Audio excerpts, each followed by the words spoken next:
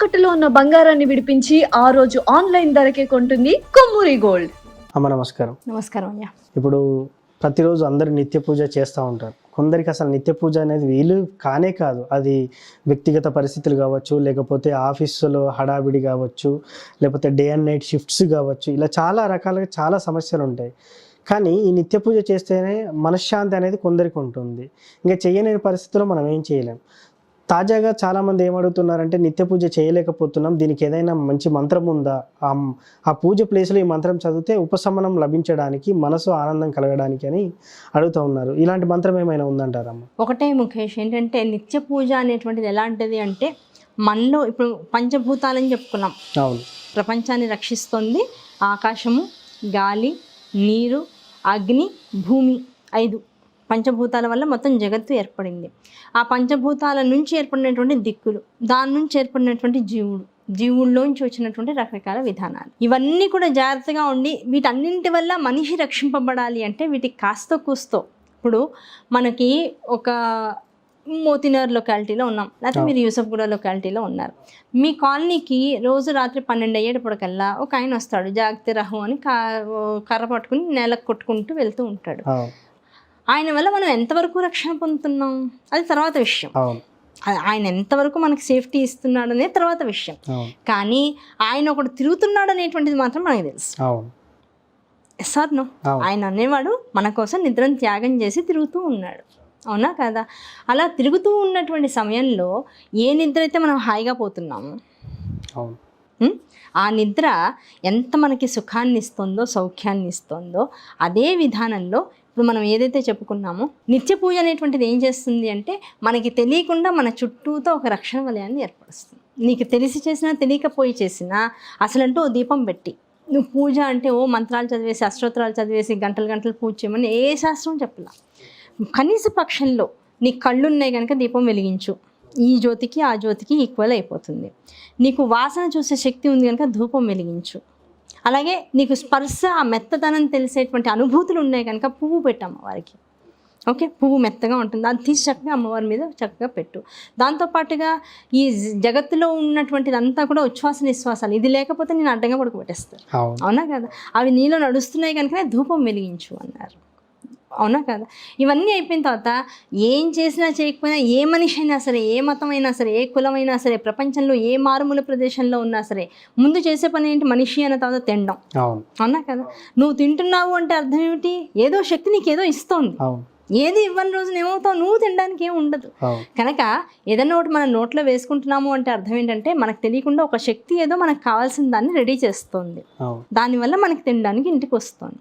The same time మనం అన్నం తింటున్నాము అంటే మనం తినే వస్తువుని మనకి తెలియనటువంటి ఒక శక్తి, దాని పేరు నువ్వు ఏదన్నా పెట్టుకో, సాయిబాబా పెట్టుకో, శివుడు పెట్టుకో, ఆంజనేయ స్వామి పెట్టుకో, లేకపోతే ఏమో యేసుక్రీస్తు పెట్టుకో, లేకపోతే అల్లాను పెట్టుకో, లేకపోతే ఇంకో గురుద్వారాలో ఉండేటువంటి గురు సాహిబ్ అనుకో, ఇంకోళ్ళు అనుకో, లేకపోతే ఇంకెక్కడికో వెళ్ళిపో, నీ ఇష్టం. ఏమీ పెట్టుకోకు, మీ అమ్మ అనుకో, మీ నాన్న అనుకో, నువ్వు ఏ పేరన్నా పెట్టుకో, దానికి పేరుతో సంబంధం లేదు. ఒక శక్తి, ఆ శక్తి ఏం చేస్తుంది అంటే నీకు కావాల్సిన దాన్ని ప్రొవైడ్ చేస్తుంది. నీకు ఇచ్చిన దాన్ని ఇప్పుడు మనకి నెలసరి జీతం వస్తుంది. అవునా కదా? ఎక్కడో మనం పని చేస్తున్నాం, ఆ పని చేస్తుంటే ఆ పని చేసినటువంటి దానికి యజమాని ఉంటాడా? ఆ యజమానికి ఎప్పుడు మనం ఏం కోరుకుంటాం? ఈయన బాగుంటే నేను బాగుంటా. అవునా కదా? ఈయన బాగుంటే నేను ఆటోమేటిక్గా బాగుంటా, కనుక ఈయన ఎప్పుడు పచ్చగా ఉండాలని కోరుకుంటాం. అవునా కదా? అది ధర్మం. అలాగే నేను బాగున్నాను అంటే అర్థం ఏమిటి? ప్రపంచంలో ఉండేటువంటి ఆ మూలశక్తి ఏదైతే ఉందో అది నన్ను చాలా కాపాడుతోంది అని అర్థం. ఆ మూలశక్తి పట్ల కృతజ్ఞతాభావనని చూపించడమే పూజ, అంతకుమించి ఏమీ లేదు. Thanks giving. పక్కింటి వాళ్ళు గట్టిగా ఒక పూట మనకు చిన్న సహాయం చేసి, మనం ఇలా బయటికి వెళ్తున్నాం, చిన్న పిల్లవాడు ఇంట్లో 1 year అబ్బాయి పడుకున్నాడు, వాడిని తీసుకెళ్ళడం ఇష్టం లేదు, ఎందుకు లేండి ఒక్క నిమిషం, వాడు లేవడు, 99% పిల్లవాడు లేవడు, కానీ నేను ఒక్క 1 minute బయటకు వెళ్ళేసి వస్తానండి, కాస్త చూస్తూ ఉండండి, తలుపు గ్రిల్ వేసేసి ఆవిడకి ఇంట్లో అప్పగించేసి బయటకు వెళ్ళాం. మనకి 1 minute కాదు, పావు గంట కాదు, 20 నిమిషాలు పట్టింది. ఇంటికి వచ్చాం, వాడు లేవలా, పడుకునే చోటే ఉన్నాడు, ఆవిడ ఏం చేయలే నీకేమి, కానీ ఆ కాస్త హెల్ప్ అడిగి మన పిల్లవాడిని చూడమన్నందుకే 10 సార్లు థ్యాంక్స్ చెప్పి ఆ రోజు సాయంకాలం మనం ఇంట్లో చేసుకున్నటువంటి ఒక స్నాక్ తీసుకెళ్ళి ఆవిడకి ఇస్తాం. అవునా కదా? ఏంటి, ఏమీ చేయకుండానే నువ్వు అడిగావు, ఆవిడేం చేయలా, నీకు కావాల్సిన హెల్ప్ చేయడానికి ఆవిడకి పరిస్థితులు ఏం రాలా, అడిగినందుకే ఇంత చేస్తున్నావు, మరి నీకు ఇంత ఇచ్చిన వాడికి నువ్వేం చేయాలి? That is called thanks giving. లేదండి మాకు సమయం లేదు, మాకున్నటువంటి పరిస్థితులు మాకు అనుకూలంగా లేవు, మీరు చెప్పింది చాలా సింపుల్ రెమెడీలా అనిపిస్తుంది, దీపం వెలిగించడం, పుష్పం పెట్టడం, కాస్త గంధం స్వామికి సమర్పించడం, దాంతోపాటుగా ధూపం వేయడం, నైవేద్యం పెట్టడం, ఇవి పంచోపచార పూజ అంటారు. ఈ మినిమంలో మినిమం ఇది కూడా చేయలేనప్పుడు కనీస పక్షంలో ఇంకా ధర్మం ఇంకా దిగింది, మనిషి ఇంకా కలికాలంలోకి అడుగు పెట్టాడురా, వీడికి ఇంకాస్త ధర్మం చేయాలనే ఆ లోపల ఉత్సాహం ఉంటుంది తప్ప పరిస్థితులు అనుకూలించవు, కాలం అనుకూలించదు వాడికి. కనుక ఎలా అయినా అలాంటి వాడు కూడా ఉద్ధరింపబడాలని శాస్త్రం ఏం చెప్తుందంటే కనీస పక్షంలో దీపం వెలిగించు, దీపం వెలిగించే సమయంలో ధూపం వెలిగించు. ఆ ధూపం వెలిగించి ఇంట్లో అన్ని మూలలో తిప్పి ఒక శ్లోకం చదువుకో. అదేమిటి అంటే సర్వగాయత్రి జపం అంటారు, సర్వగాయత్రి మంత్రం. ఆ సర్వగాయత్రి మంత్రం అందరూ అన్ని వర్గాల వాళ్ళు చేసుకోవచ్చు, అన్ని వయస్సుల వాళ్ళు చేసుకోవచ్చు, మగవాళ్ళు చేసుకోవచ్చు, ఆడవాళ్ళు చేసుకోవచ్చు, వృద్ధులు చేసుకోవచ్చు, అన్ని కులాల వాళ్ళు చేసుకోవచ్చు. దానికి ఏమీ అభ్యంతరం చెప్పాల. అది దేవీ భావతంలో ప్రప్రథమంగా ఉంటుంది ఆ శ్లోకం. సర్వ చైతన్య రూపాం తాం ఆద్యాం విద్యాం చ ధీమహి బుద్ధిం యానః ప్రచోదయాత్. అది శ్లోకం, 3 లైన్స్ శ్లోకం, చక్కటి శ్లోకం. తర్వాత నేను మీకు శ్లోకం ఇస్తా, కింద చక్క స్క్రోలింగ్ అది వేయండి, అందరికీ అవకాశం వస్తుంది. ఇంట్లో ధూపం వేసినప్పుడు లేదు దీపం వెలిగించినప్పుడు ఈ ఒక్క శ్లోకాన్ని ఒక 5 సార్లు, కనీసం ఒక 11 సార్లు మీ ఓపిక.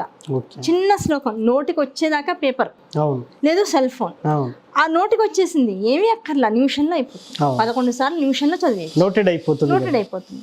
కనుక ఆ కాస్త శ్లోకం చదువుకుంటే నీలో ఉండేటువంటి సర్వచైతన్యాలకి అధిపతి ఆవిడ అనే విషయం నీకు అర్థమైంది కనుక దానికి ఆవిడ తృప్తి పడిపోతుంది. ఓకే, దీనికి అహంకారం లేదు, నన్ను నమ్మింది, నేనేదో నన్ను రక్షిస్తున్నా అనేటువంటి నమ్మకం దానికి ఉంది అనేటువంటి విషయం శక్తికి తెలియాలి, తెలిసి మనల్ని రక్షిస్తుంది. కనుక ఏ పూజలు చేయలేకపోతున్నాం అండి, మా పరిస్థితులు ఇలా ఉన్నాయి, ఏమీ రెమెడీ లేదా అంటే ఏమీ లేదండి, మీరు సర్వనాశనం అయిపోతారు, లేకపోతే మీకు సకల పాపాలు దొరుకుతాయని శాస్త్రం చెప్పాల. మినిమంలో మినిమం ఈ శ్లోకం చదువుకో, కనీసం ధూపం వెలిగించి ఇంట్లో రోజు, అది కూడా లేకుండా ఇల్లు ఉంచుకో, అది శ్మశానంతో లెక్క, లేకున్నా ఒకటి. కనుక ఇల్లు నీకుంది అంటే అర్థం ఏంటంటే అందులో చిన్న లైట్ వెలగాలి, ఓ దీపం వెలగాలి, దాంతోపాటు కాస్త ధూపం వెలగాలి. అంటే ఇప్పుడు మీరు చెప్పిన దాని ప్రకారం దీపం వెలిగిస్తేనే మన జీవితంలో వెలుతురు లాంటి జీవితం ఉంటుంది అని. నాకు మార్గం కనబడట్లేదండి, అసలు నేను ఎటు వెళ్ళాలో నాకు వే లేకుండా అయిపోయింది, నేను చాలా కష్టమైన పరిస్థితుల్లో ఉన్నానంటారు చాలా మంది అంటూ ఉంటారు. నేను ఒకటే చెప్తా, పొద్దునపూట దీపం వెలిగించండి అయ్యవారి ముందు. మీరు నమ్ముకున్న దేవుడు, అది మీ దేవుడు, ఏ దేవుడైనా బాగా. చాలా మంది క్రిస్టియన్స్ నాకు ఫ్రెండ్స్ ఉన్నారు, ఓపెన్ గా చెప్తున్నాను నేను, నాకు ఏ భయం లేదు. చాలా మంది అడుగుతారు, నేను ఒకటే చెప్తాను, మేము దీపం వెలిగిస్తాం, మీరు క్యాండిల్ వెలిగిస్తారు, వెలిగించవే రోజు దేవుడికి మీరు నమ్ముకున్నటువంటి ఆ దేవుడు ముందర క్యాండిల్ వెలిగించు, నీ మనసులో ఉన్న కోరిక చెప్పుకో, దాని గురించి నువ్వు ఎంత తాపత్రయం పడాలో అంత తాపత్రయం పర్ఫెక్ట్ గా ముందు దేవుడి దగ్గర పడు, ఆటోమేటిక్ గా నీకు ఆ శక్తి వస్తూ ఉంటుంది. ఎవరు నమ్ముకునే శక్తి వాళ్ళు, వాళ్ళకి శక్తిని ఇవ్వాలి. నువ్వు అన్నం తింటున్నావు, నీ కంచంలో ఉన్న అన్నం నీకు శక్తి ఇవ్వాలి. నేను అన్నం తింటున్నా, నా కంచంలో ఉన్న అన్నం నాకు శక్తి ఇవ్వాలి. నీ కంచాన్ని చూస్తూ నేను తినడం మానేస్తే శక్తి కోల్పోతావు, అంతే కదా. కనుక ధర్మం ఇలాంటిది, మతం కంచంలో ఉన్న అన్నం లాంటిది.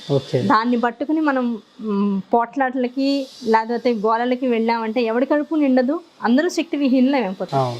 ఎవరి నమ్మకాన్ని వాళ్ళు పెంచుకోవాలి, ఎవరి నమ్మకాన్ని వాళ్ళు పట్టుకుని ఎవడి ధర్మాన్ని అనుసరించి వాడు ముందుకు వెళ్తే అందరికీ మంచి జరుగుతుంది, అందరికీ బాగుంటుంది. ఆ నమ్మకము, ఆ కృతజ్ఞతాభావం లోపల ఉన్నదాన్ని వెలిబుచ్చడమే పూజ. Super madam, thank you madam. నిజంగా నిత్య పూజ చేయాల్సిన అవసరం లేదు, కానీ కనీసం అగరబత్తీలైనా వెలిగించాలి, తగిన మంత్రం అయితే చదవాలని చెప్పారు. Thank you so much. Thank you. So నిత్య పూజలో భాగంగా చేయకుండా ఉంటే ఆ ఇల్లు అనేది చీకటితో బోసిపోతుంది, అది శ్మశానంతో సమానం. అలాంటప్పుడు కనీసం 2 అగరబత్తీలైనా వెలిగించి అమ్మగారు చెప్పిన మంత్రం చదివినట్టయితే మీకు సకల ఐశ్వర్యాలు కలుగుతాయి, ఆ ఇంట్లో అభివృద్ధి ప్రసాదిస్తారని కూడా చెప్పారు. ఇది వాటి కార్యక్రమం, మళ్ళీ కలుద్దాం.